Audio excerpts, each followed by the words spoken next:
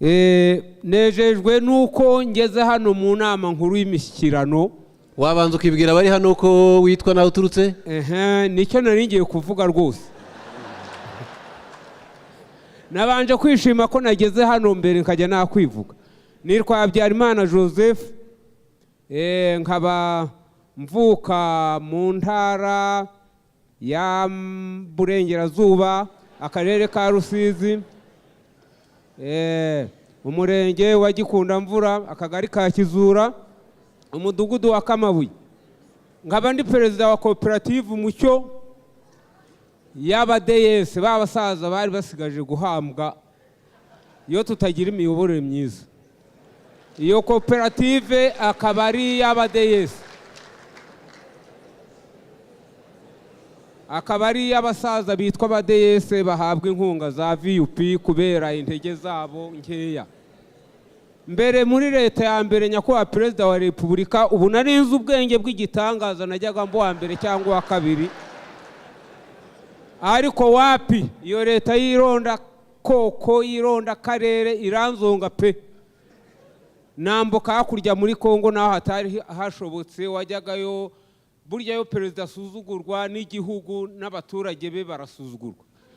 Batwitaga ngo ni Petit Kayibanda, ngo yo Petit Kayibanda yakawa, ukayoberwa n'ibyo bakubwira. Ariko nyakubahwa perezida wa Repubulika, ubu munyarwanda yahawe agaciro aho umuntu wose akandagiye.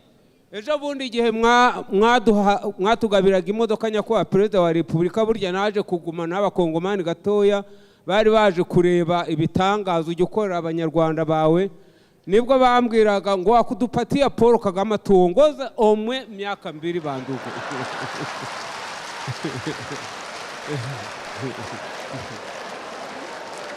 Ndi bongo ndi mutamupataje. Ni bongo tulisha wina, tulisha pata presidente wa kukamilika. Inye hamuweze pata sayi. Turabashimiye nyakubahwa perezida wa Repubulika. Ya modoka rero haje kuza ibimashini bikora umuhanda Gikundamvura, umuhanda hari hameze nabi cyane, nta muhanda wahabaga. Burya y'umugeni aje nyine baranakubura, hahise haboneka imodoka bita Caterpillar.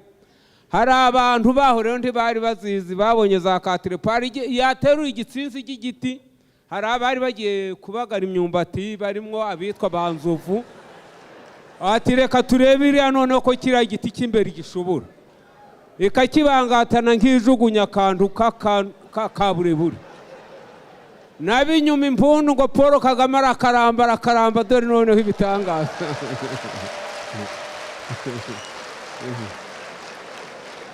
Bategereje iriya tariki ya 4 kuko babisabye abadepite. Twaranditse, twabaye mu bambere kwandika kuko twabonaga nta cyaduhesha aya mahirwe. Ntabwo amahanga rero abanyarwanda tumaze gukamirika, ni ubwenge bwacu dukoresha. Ntabwo tuvumba hanze cyangwa ngo tujye kumva inama zitatwubaka. Ubu turi abademokrate kabisa. Ya modoka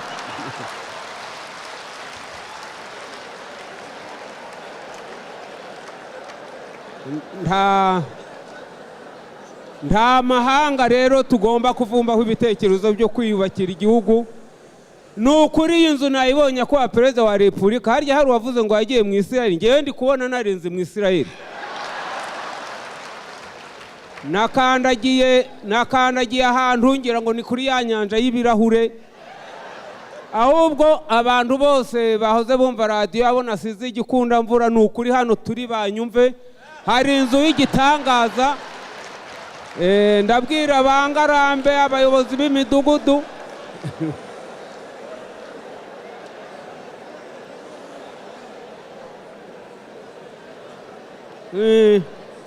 Sinabura kuvugira inzu kuko umuntu ayikandagiramo akagira ngo ni mazi agiye gukandagira kandi atari amazi.